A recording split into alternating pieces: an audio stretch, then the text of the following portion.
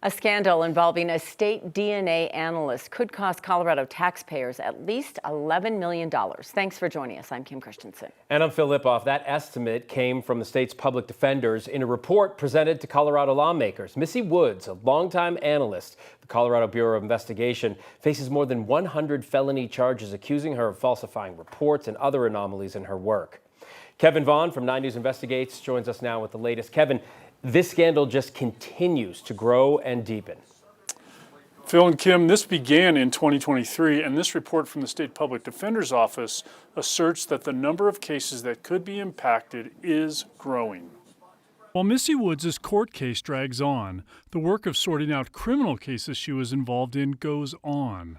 Woods, a longtime state DNA analyst, was involved in thousands of criminal investigations during her career. Juries accept DNA as gospel, and it's a reliable science, but only if it's done right.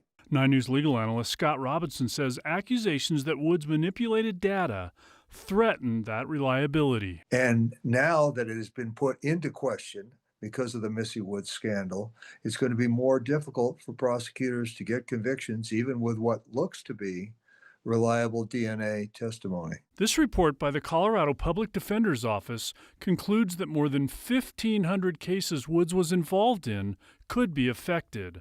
Among them are more than 700 that resulted in convictions, and more than 200 where people are currently behind bars. That same report estimates that the ultimate cost of investigating whether Woods' actions compromised those cases at more than $11 million.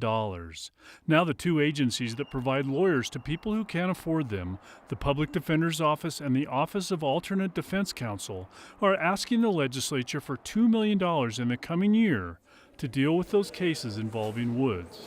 Robinson says other costs are sure to follow. For every case that's reopened by defense counsel, there's going to be costs on the DA's side. Prosecutors need to be paid too, and trials are very expensive.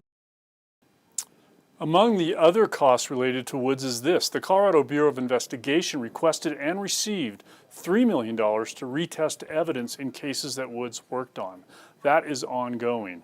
We should also note this. The number of cases the Public Defender's Office believes could be compromised is higher than the number determined by CBI during its internal investigation. Reporting live in the newsroom, Kevin Vaughn, 9 News. Kevin, we've said this before, but this could go on for years and years, the impact. It takes a long time for these cases to work their way through the courts, especially people that have already been convicted. So yes, it's likely to be years before this is all sorted out. All right, thank you so much. Another mild day here in Colorado. Things could change a bit, at least in the mountains. A bit of snow coming in. Chris Bianchi is here with the latest on that. Chris, what do you think? I think we're going to get a little snow in the mountains. I think we need a lot of snow to even get back close to where we should be for this time of year. However, if you look outside here in Denver right now, look at that. We're starting to see the beginnings of what will be a beautiful mountain wave sunset. Starting to see that pinkish hue to those clouds. Those clouds are high enough and the sun angle is low enough this time of year that we often see that refraction, that dispersing of light that creates those beautiful sunsets. So point being here, folks, that's a bunch of mumbo jumbo to tell you that look outside right now. You're probably looking at a beautiful sunset over the metro area. Low to mid 50s right now over the metro area in terms of those temperatures. 40s, 50s, eastern plains, 20s and 30s in the mountains. We are starting to see a little light snow develop for us across the flat tops, in particular our northwestern mountains. Not sure how much of this is reaching the ground. Maybe some of that east of Meeker is, but for the most part, not talking about a ton of snow at this point. The bulk of the action still off to our north and west in the Wasatch Mountains. That snow is going to spin its way in our direction later on tonight. I'll tell you about that and how much snow you can expect in my full forecast. Aurora Fire Rescue says a man who fell through the ice at a pond at Sand Creek Park has died. About 7 o'clock last night, crews responded to Sand Creek Park on Fitzsimmons Parkway. A witness had seen a man and 3 dogs walking near the pond. They saw a hole in the ice with a flashlight and 1 dog in the water. Crews rescued the dog and then they found the man under the water. He was taken to the hospital last night, but officials say today he did not survive. A Colorado State Patrol trooper was injured early this morning while trying to pull over a suspected drunk driver. This happened on I-25 near Pueblo.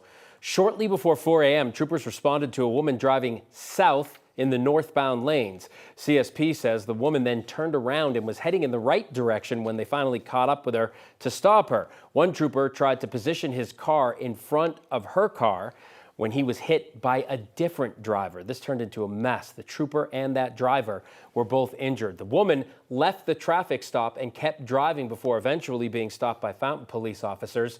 She was arrested on charges of DUI, failing to yield, and driving the wrong way.